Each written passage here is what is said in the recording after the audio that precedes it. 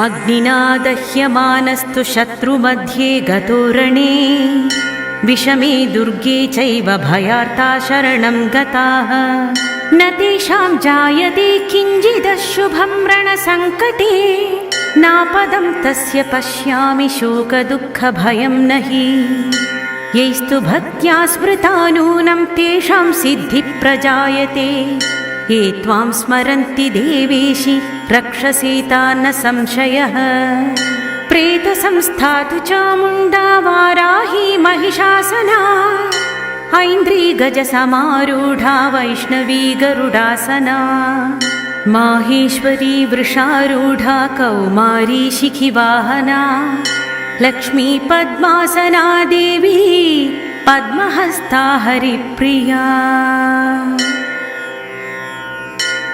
श्वेतरूप